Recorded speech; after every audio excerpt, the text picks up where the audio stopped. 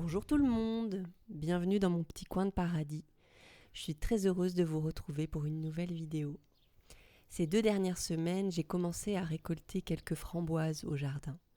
C'est la première année que j'ai enfin de quoi remplir un petit bol. Bon, on est loin de l'autonomie encore, surtout par rapport aux fraises. Alors j'ai eu très envie de faire des muffins à la framboise pour le goûter. Bon, comme j'avais peu de framboises, j'ai ajouté quelques fraises pour donner plus de goût.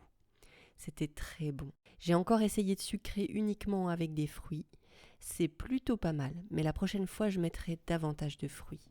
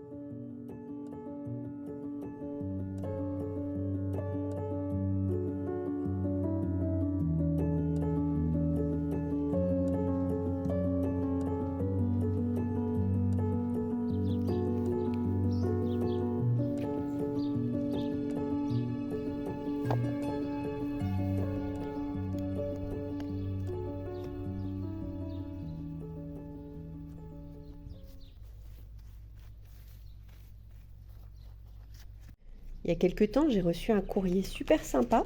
Je vous en ai pas parlé, j'ai oublié, d'une abonnée. Donc je la remercie énormément. Dom, si vous regardez cette vidéo, vraiment merci beaucoup. Elle m'a envoyé un pack qu'elle avait acheté pour faire des zones mellifères. Donc il y a même une petite pancarte fournie avec les graines. J'ai déjà entamé le sachet, comme vous pouvez voir. Et c'est donc un mélange fleuri que les abeilles adorent, les abeilles et les autres pollinisateurs.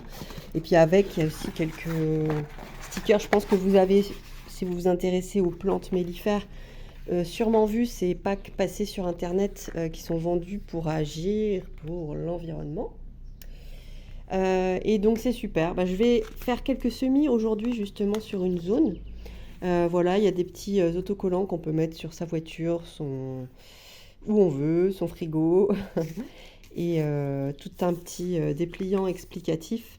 Bon, moi j'ai déjà énormément de fleurs dans mon jardin, donc c'est un complément et c'est super parce qu'en fait j'avais plus beaucoup de graines de fleurs euh, comme des facélies, de la moutarde, qu'est-ce qu'il y a d'autre? Trèfle, du radis, bon vous voyez, tournesol, aneth, fenouil, c'est très varié.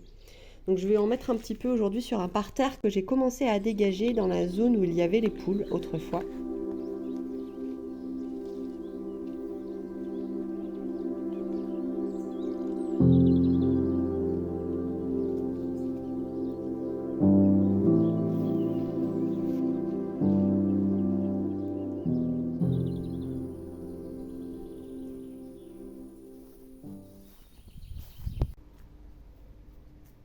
La semaine dernière, j'ai fait un petit tour dans le jardin botanique Yves Rocher. Je ne sais pas si vous connaissez. C'est un endroit très reposant, bien décoré, bien aménagé, avec des centaines de variétés de plantes, d'arbres, en tout genre. C'est très pédagogique, bien expliqué. Il y a des ardoises avec les noms des plantes, leur origine. J'apprends beaucoup sur la botanique et l'origine des plantes grâce à ce jardin. Et parfois j'y pioche des idées pour l'aménagement de mon propre potager. Si vous passez à la Gacilly cet été, c'est là-bas qu'il s'y trouve, puisque la Gacilly est la ville natale d'Yves Rocher. Je ne fais pas particulièrement de pub à la marque, car je ne suis pas vraiment une cliente. Mais je dois reconnaître qu'il a su faire de belles choses pour ce joli village.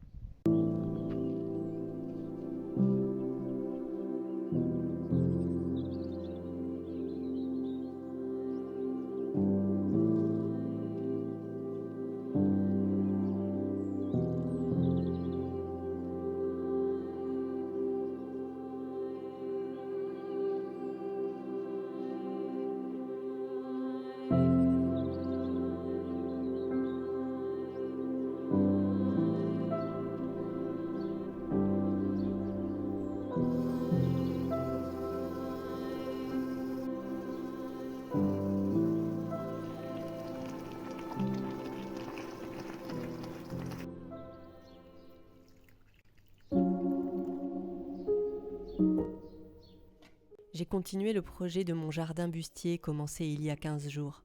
J'en parlais dans la dernière vidéo. Et à l'heure actuelle, il est presque terminé. Je dois dire que je me suis vraiment bien amusée à faire ça. C'est très sensuel de peindre sur de la grosse toile, de lin, comme ça, librement. Mais je n'en dis pas plus, je vous laisse découvrir le processus créatif en images.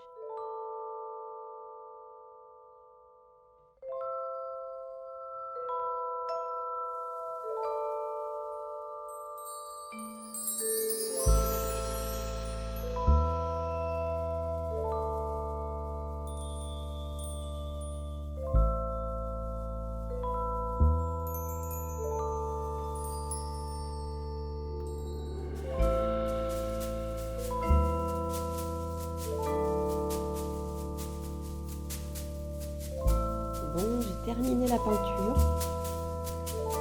Étape peinture terminée.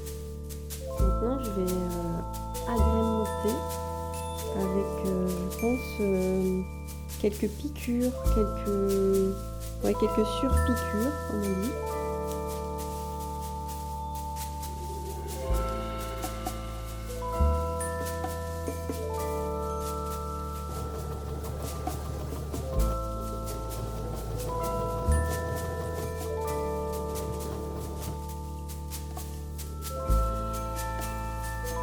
Le problème, c'est que je sais jamais m'arrêter.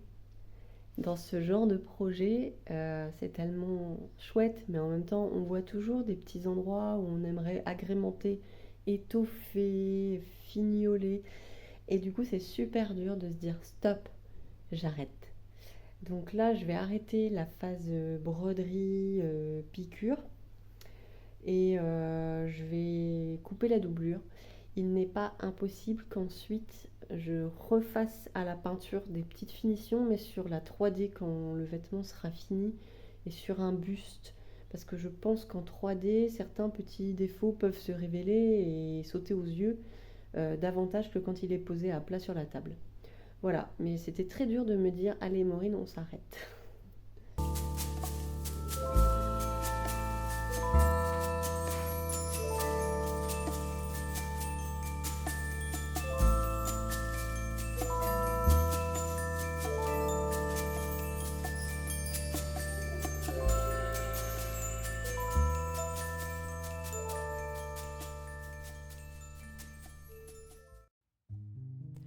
Je voulais vous parler aussi de ma dernière lecture.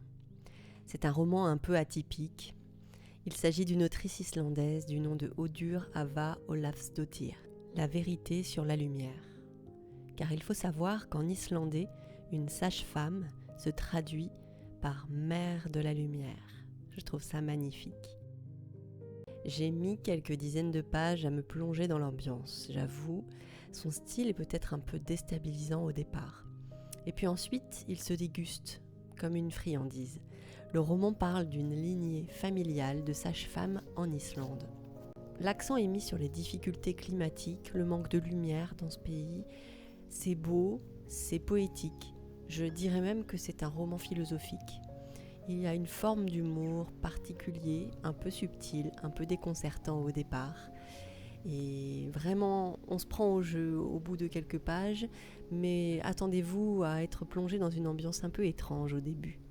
On m'avait conseillé cette autrice et je l'ai découvert grâce toujours à la librairie Les Déferlantes à Morlaix. J'ai adoré, je vous le conseille.